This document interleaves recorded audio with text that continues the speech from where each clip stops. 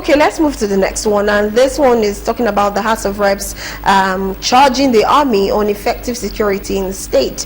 The House of Representatives have urged the Chief of Army Staff to redeploy the military to the outposts along the Okeako area of Ekiti State to enhance security and forestall a repeat of attacks resulting in the death of 2 traditional rulers, leading to a host of others with life-threatening injuries. The House also directed the Inspector General of Police, the Commandant General of the Nigerian Security and Civil Defense Corps, and other security agencies to deploy more men to Ekiti North 1 and ensure that those who carried out those dastardly acts are fished out and brought to justice. Honorable Rotimi had noted that there has been an increase in criminal activities in Ekiti North 1 federal constituency in recent times, resulting to loss of lives and properties. Anyway, there's a video to this. Let's quickly listen to what Honorable Rotimi was actually trying to, address the members in the House. And we'll be right back to continue the program. The House further urges the Chief of Army Staff to redeploy military personnel to the outpost along the Okeako area to enhance security and forestall a repeat of such acts. The House also directs the Inspector General of Police, the Commandant General of the Nigerian Security and Civil Defense Corps, and other security agencies to deploy more men to Ekiti North 1 and ensure that those who carried out those acts are fished out and brought to justice.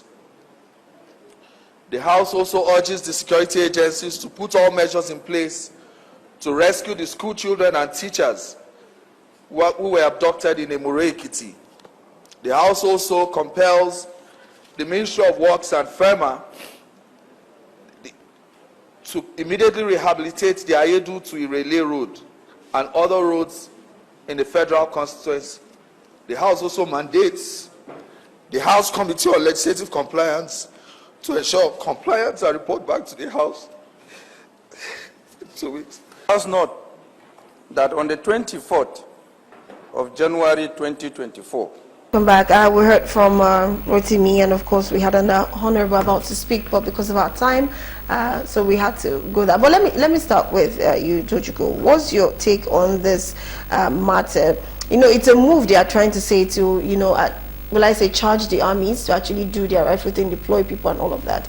But do you think that call or that action was the best they could have taken at this point in time? Well, there have been so many of such calls in the past. One thing we seem to forget is that a politician must politic or he becomes irrelevant. Politicians like publicity, so they must grandstand, they must play to the gallery, they want to be noticed.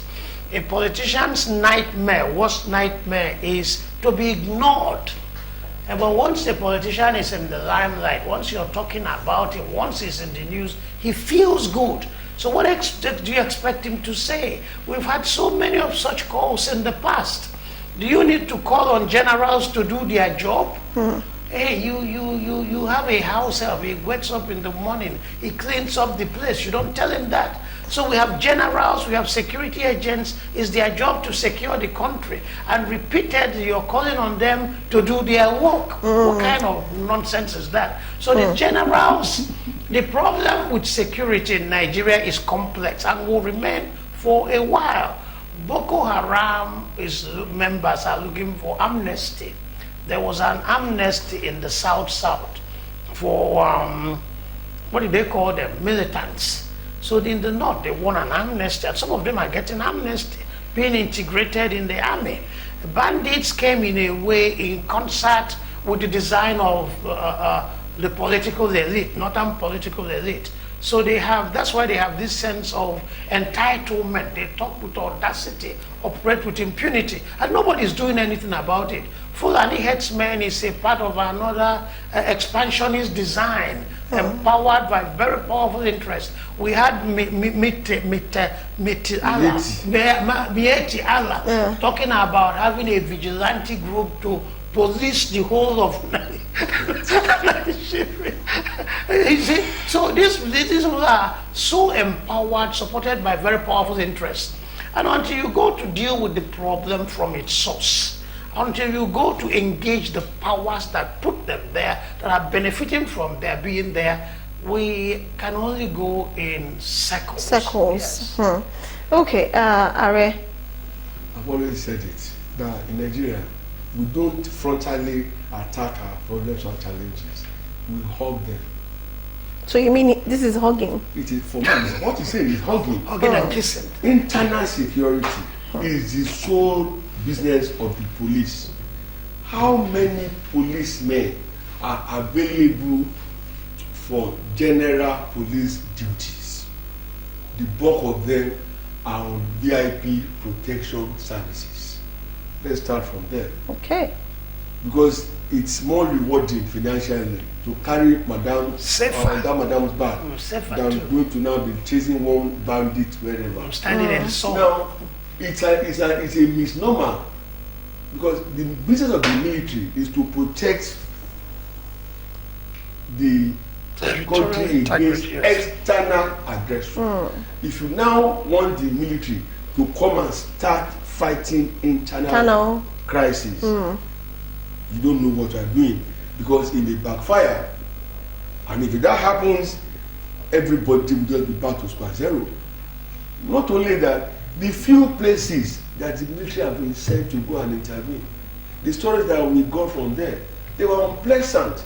There were video clips on the internet showing a soldier with his gun on raping a poor lady behind a wall. We've seen so many things. We've seen mindless, non-judicious killing and murder. Instead of sitting down, gathering eggheads who know what to do and say, how did we get here? Identify that. Now, what are the challenges? Isolate that.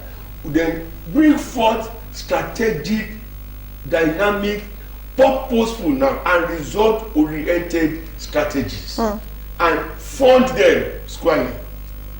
You are now having somebody calling you as if they don't know What they are doing. That's why I said it's all drama. Again, as they say on social media, they play. Maybe they play now as if they don't know what they're supposed to do. You see, when you look at all these things, it pains. And don't also forget the presence of fifth columnists in all of these things. There are people at different professional level in the armed forces who are on the other side of the divide. If my grammar is very clear. So what do you do about them? And we have here a no consequence environment. Depending on who you know, you can do anything in Nigeria and get away with it. Just last week, somebody was found guilty of stealing 23.3 billion naira. What did the court say? Go to jail for 2 years. If you don't want to pay 250,000 naira. I mean, what better way? And keep your money. And keep your money. What other They thing? said they seized some properties worth 325 million. Everything is still less than half a billion. Yes. So what better way to promote Criminality. I mean, we must look at all these things. When you said that the worst of us are in occupying offices, you know why it's like that? When all this politicking started, our politics is dirty, you can't get involved.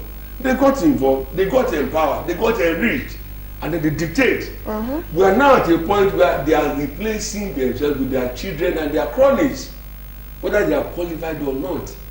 And you see, they say a country gets the quality of leadership it deserves. That is what we prepared ourselves for. My worry is, how do we get out of this mess? Because it's a big mess. Within 48 hours in Ekiti, 2 Obas were murdered like common goats on the highway.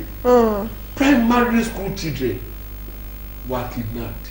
I mean, who has a mind? No, one of the monarch was actually, I think, in his palace.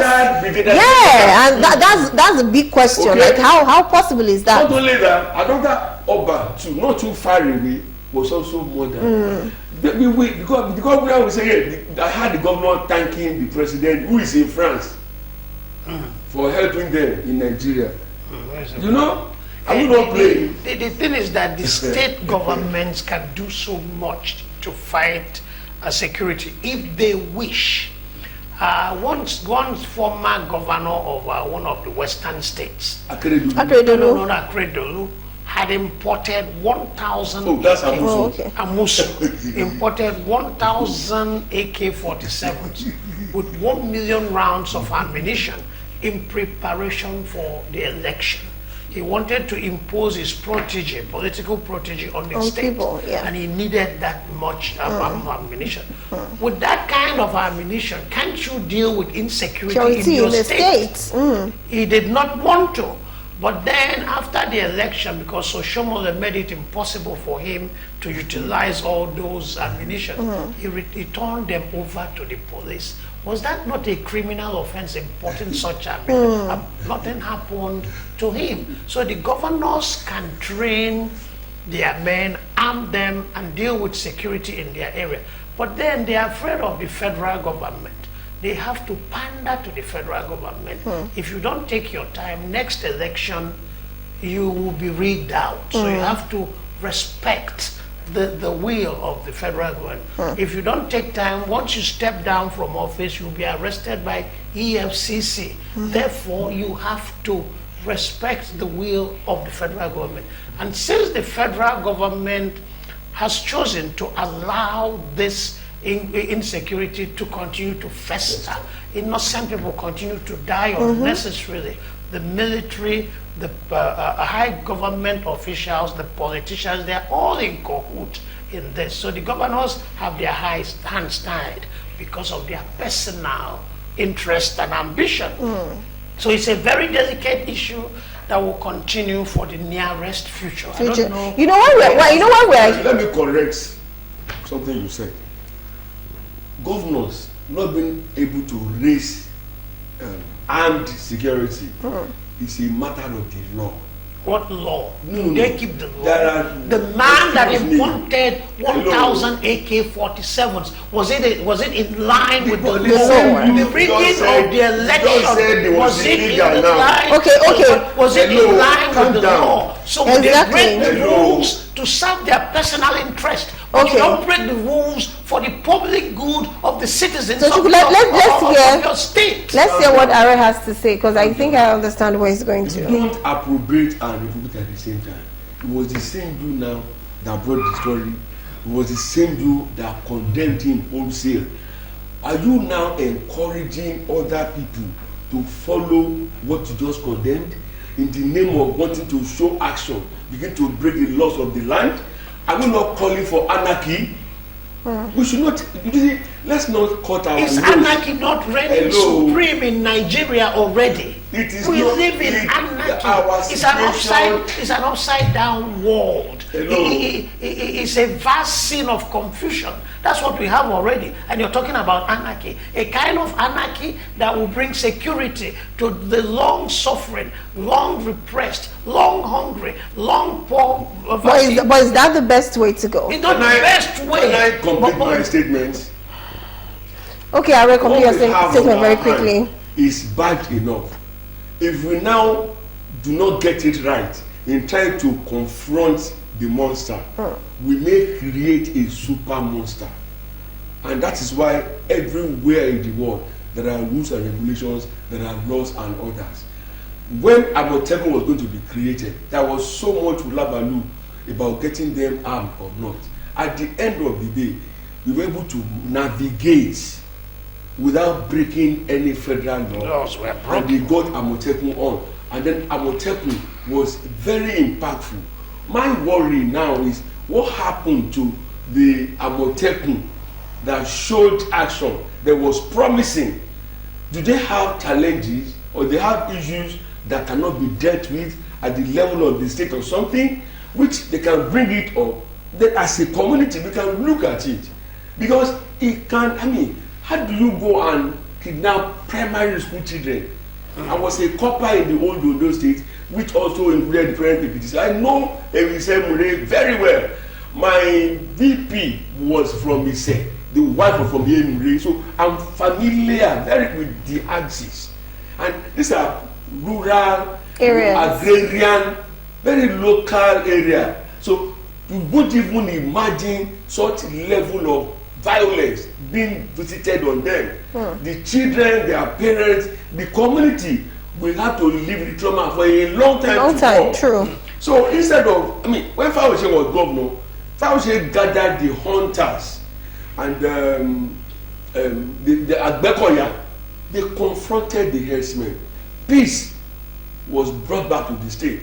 They should be looking in that direction than encouraging them to break rules or laws. No, it doesn't. Okay.